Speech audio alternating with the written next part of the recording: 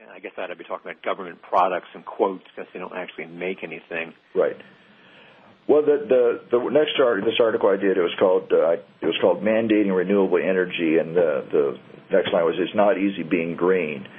If you hear a lot, there's a lot of talking about green power and green jobs are going to save the economy.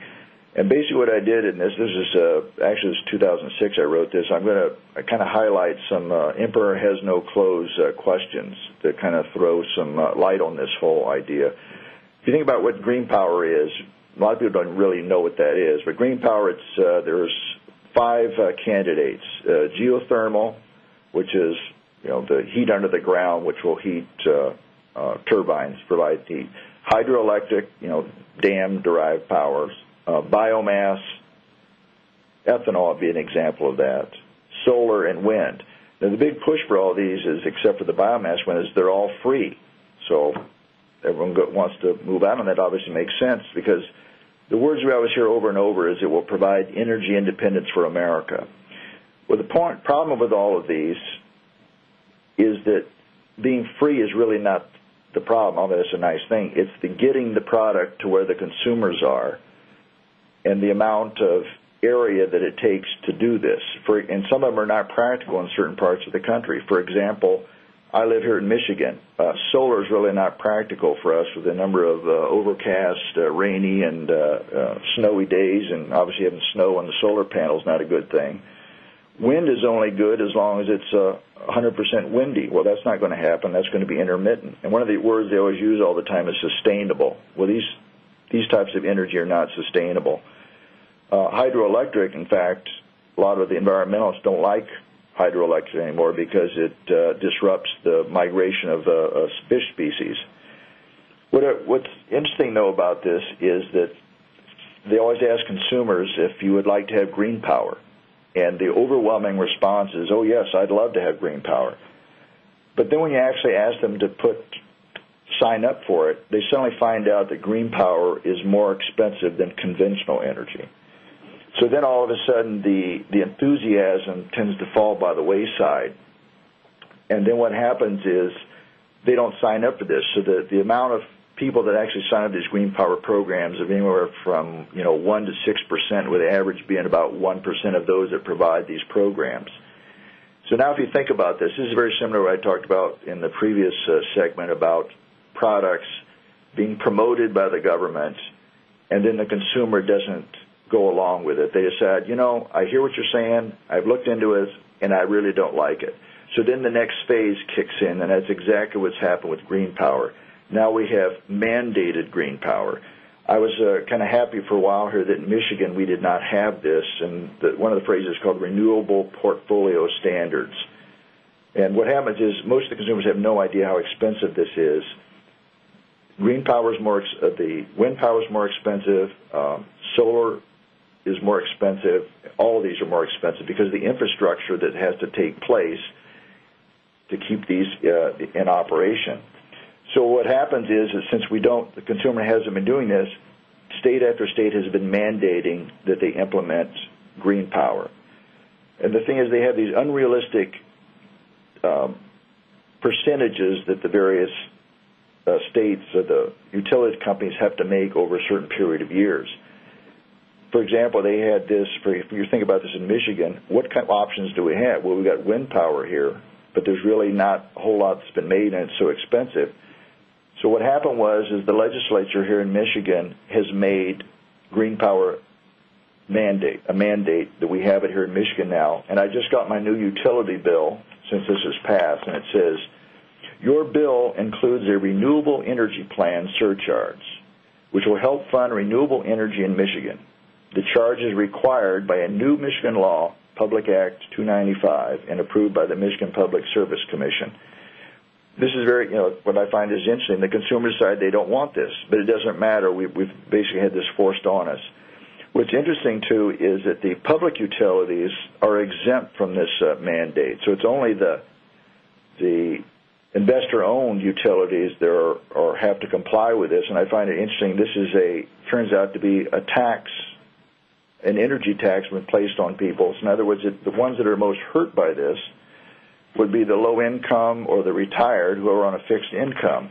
So in other words, this is not a really consumer-friendly item at all. And if you consider about the amount of some of the environmental problems with this, how much area do we want destroyed to have green power as far as ethanol? Do we want to? I think one of the most controversial things about this, I think it's unconscionable, is to be able to use food as an energy source. So as a result, I'm very much concerned about what's happening here. I think these objectives that they have, I think, are unrealistic, and I think it's going to cost American consumers a great deal of money in total. So let me ask you this, Mike, and maybe this is a bit off topic, but so the beneficiaries of these, is this a matter, again, of big business and in bed with big government to come up with these policies? Well, some of these there were. It's interesting. One of the companies that was involved in this wind power sometime, this was a number of years ago, there's a lot of money, obviously, to be made for this if you can, emerging ones that might come out. So obviously this is, I feel that probably is a fair statement. Yeah, interesting. Something to keep an eye on, I'm sure. Yes. The next thing I wanted to ask you about, as we're coming up, we got about 2 minutes in the next break here, Mike. All right.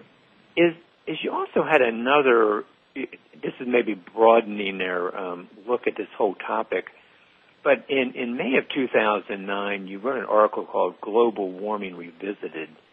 Right. And several things you point out here that I think are just really excellent points about, for example, global warming is not unprecedented. We had, hundreds of years in the medieval time when it was actually warmer than today.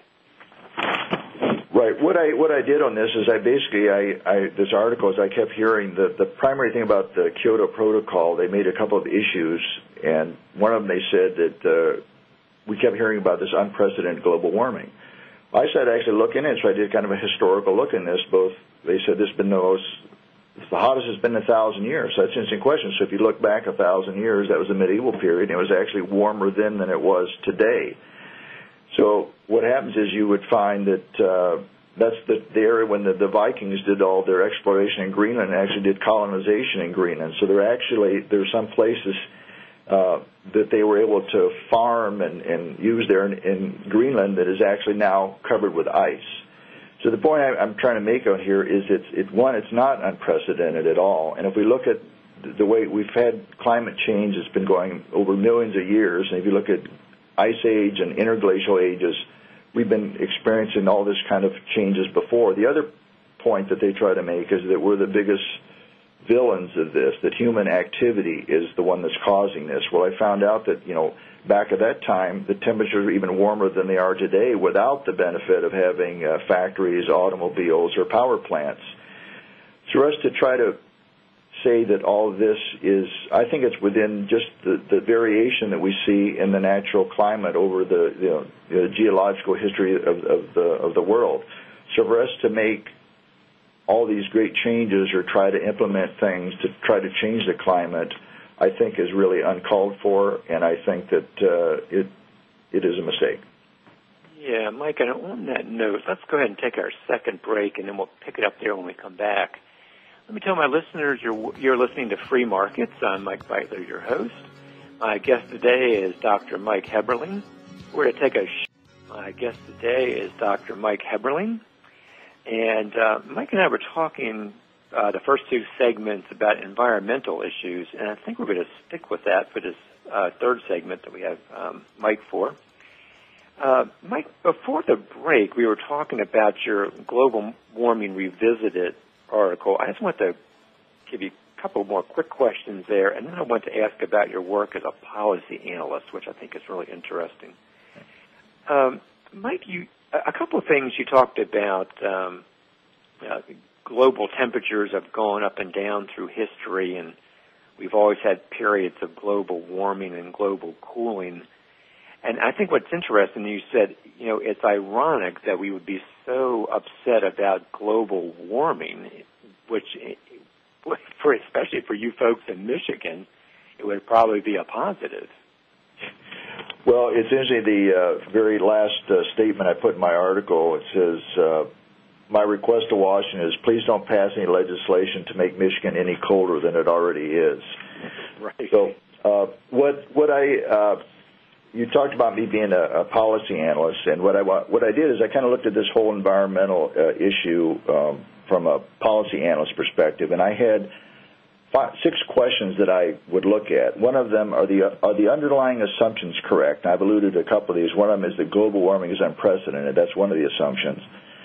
The second assumption is this a function of human activity, or is it the result of just natural forces? The next one is, what is 100% and what percent of the problem are we concentrating on? And this one I'll talk about in a few minutes if we got time, is really it's the whole issue about carbon dioxide. And that's what I want to talk about. What percent does carbon dioxide make of? You hear that a lot, as that's one of the biggest villains in this whole global warming episode. The next thing is, what is the trend, both short-term and long-term? I've also alluded to that issue here. If you look at it, it depends on what slice of time you want to look at. If you look at a very short period of time, if you look at from just the 20th century, you'll notice that the temperature has gone up. But one of the interesting things is, even dig more deeper into that, most of the warming took place in the first half of the 20th century, not towards the end. So actually it was more carbon dioxide, you would have thought, is it now, should there have been more warming at the current time than there was the first half of the century, which is strange. So that tells you maybe it's not the man-made forces that are causing this. My fifth issue is the proposed solution worse than the problem? And the sixth one is, do we in fact have a problem? So now I'd like to go in and I'd like to sort of talk about what happened, why I ended up writing this particular article. I wrote this first one, it was in 2001, about unprecedented global warming, and I was pretty much attacked by a lot of the people for writing the article because it was contrary to the, I use their political correctness as far as the treatment of global warming.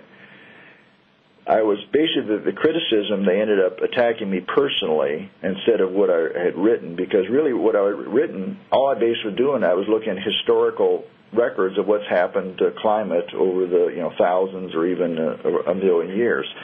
So then I was attacked based on I'm not a scientist, and for example, it turns out I've had courses in physics, meteorology, and geology, so I felt I could at least talk about this subject as much as perhaps people in the news media could. It's interesting that our Nobel laureate in global warming doesn't even have a science degree. His is in government, so I feel as though that's not valid. But the interesting thing is, the real problem that I caused was not the writing the article, but it was criticizing the severity of the problem. In other words, I'm saying that it's really not that serious. So if it's not that serious, then we really don't need to be spending a lot of money on this to fix the problem. So that's really where the heresy came out, is I try to downplay the severity of the problem. What's happened is that there's a quotation I'd like to share with you. I think I got it here. This had to do with, it was H.L. Mencken's comment. He basically said that we don't want the government will try to have anything to drum up some kind of a problem, because you really need government to help solve the problem. The real issue here, I believe, is global warming, is the money that's involved in this. Over the past, since 2000, there was a 2007 White House press release where the president was proud to announce, this is President Bush, that $37 billion has been devoted to climate change-related activities since 2001. So there's lots of money that's being thrown around related to global warming. So if I were to come up and say this is really not an issue, how much money do you think there would be thrown my way if I say this is not a problem? So obviously there's a lot of research money, there's a lot of money to be made in global warming. And what I find interesting, if you look at the trends now, what's interesting is the warming kept going up until 1998. And then after that, there was a leveling off of the temperature, and actually we're seeing a decrease. The last 2 years, there's actually been a decrease. It's interesting that the phrase now has shifted from being global warming to now it's climate change. We're supposed to be concerned about the problems of climate change. The problem with that doesn't really resonate with the general public, that we're really not concerned. There's not that much of a concern about that. What I think I'd like to share with your folks here is the problem. Mike, can I jump in for one?